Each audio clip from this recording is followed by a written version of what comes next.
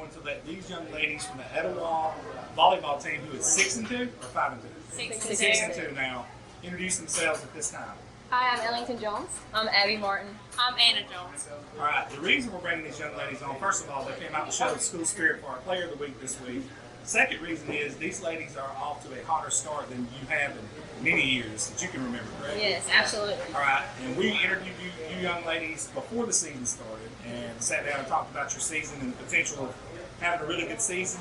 So kind of pick up from where we left off at that point to where we are now when you're sitting at 6-2 with 2 area wins and actually sitting in first place in the area, correct? Yes, Start sir. right here. Well, I mean, it's kind of like we said in that interview, like we've got something that we've never had before, and we had to start it from the ground up ourselves, and we're carrying it on in everything we do, and with all the people that just support us, it's just awesome. Like, we know we're not alone. We all have each other's backs, no matter what. We're picking each other up. We're just carrying each other on our backs through each game. If someone's down, we're just carrying them. You know, in our last interview, we had talked about buying into the program, and I think people are starting to see like what this program, what the girl athletes can do if they buy into each other, not just on the court in a jersey, but buy into like that person. Do you guys think that the softball team has something to do with the success of the softball team? Absolutely. Yes. 100%. We had such a strong bond in the softball team that just started like, it was like a ricochet effect. You know, we had a big student section supporting us the further we got in the sport. And we were all like mentally there, like we knew it was coming to an end for our time on EHS sports, and so it was just like game on at that point, and it carried into volleyball. This is our year, you know. We were like, the girls have set the tone, and it's our year to find it. Same thing that she said. The tone is set, and it can only go up from here. Like, that's all we're doing. We're just taking it to the next levels. I agree with what they said, and it's funny to say that because we were talking about it on the way here, actually, when we pulled out of the gym, and we were like, you know, we started this in softball, and we all knew this. We knew this was coming. Like, we've been seeing it for years. We knew we were going to be where we are this year. One thing I noticed when I talked to you girls before was the intents and the focus of holding each other accountable in the summer workouts. It was a whole different mindset. You know, you wasn't dreading going to them, you were looking forward. And actually, Coach said y'all were showing up early every single time, and some of your leaders had the girls going. Talk about that and how that looks different. Well, I mean, I'm sure that's still the case. yeah, it is. It's just changed. Like, it's a complete culture change. When we were freshmen, there wasn't, oh, let's help the younger kids. Let's be here early to show them how to act. You know, there wasn't that. So we kind of had to just pick it up and go with it. Grab the bull by the horns. Yeah. I could say that the freshmen and the sophomores are pretty much some of my best friends, and I think they look up to us as sisters, and knowing that we're going to carry them and help them through it is just a big impact on them. Absolutely.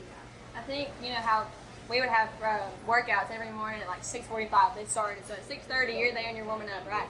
And so like some of us were like hating like the coaches like that early in the morning, you know.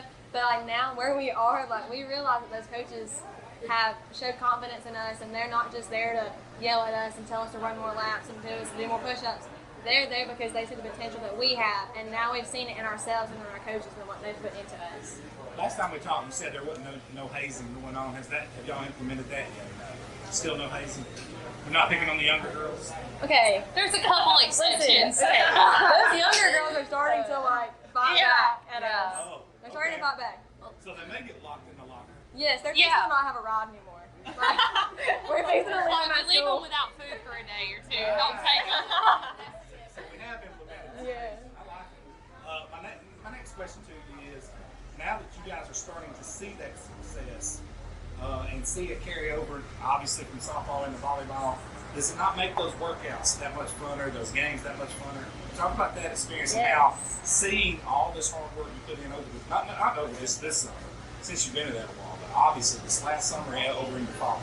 Yeah, in previous years, I'm not gonna lie, practices are really hard. You know, softball season is 4.5 hours of practice. You know, volleyball's 2.5 hours, just depends on the day. And some of those practices are really hard, and we're not wanting to be in there. But like seeing a smiling face on somebody else, and just knowing that, hey, these girls have you. They're gonna carry you. This is our year, you know, to fight for each other. It just means a lot to us. It's pretty good. It's pretty awesome. I love being around them, all the girls. It's just so fun because just knowing that you're out there with your best friends, and we only have one more year left with them. We gotta make the best moments of it. They're our best friends. No doubt. Well, I think it's gotten so much better because now we know that we're not working for nothing. Like, we're not working to go nowhere at the end of area. We're not working nowhere to come in last in the area and be sent home.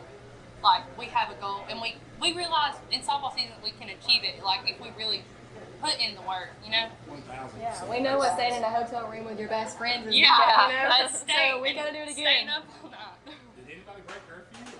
Okay. Or did coach put tape on the door to make sure you Redhead's a little scary. Those redheads. You're You're talking about scary. bulls. Them redheads are like a lot worse than a bull is. But those are the ones that you really don't want to grab by the horns. You just kind of let them run crazy. Nice. Find a new one. Let them do their thing. Yes. I like it. Yes. Hey, but before we shut this down, ladies, talk about your goals individually to make this team the best it can. Obviously, throughout the rest of the season, over into the playoffs, because that's when you guys are heading. So before each game, we pray as a team, and then we, break it down or whatever. But the first thing that we say to each other is, "I've got your back, and you have my back." And then I had a struggle moment in this past game today, and she looked at me the next play we had, and she said, "I have your back." And I was like, "Okay, I'm good. I can make a mistake, and I'm fine, right?" And the next thing we talked about in the meeting before we do is who you're playing for. You're not just playing for the name on your chest. You're not just playing for the stats that you're having. You're playing for the audience of one that's in your heart. And so that's what we really try to preach into ourselves and into our teams. I say this a lot when I pray. I'm like, God, I ask for physical protection, but mental protection over each player here, just so they know who they're playing for and they know why they're playing for that person. A lot of us are on the softball team, and so we know what it's like to go past a certain point. We know what it's like to get to your goals. And there's some of the girls on our team that don't play softball. They cheer or do other things as well.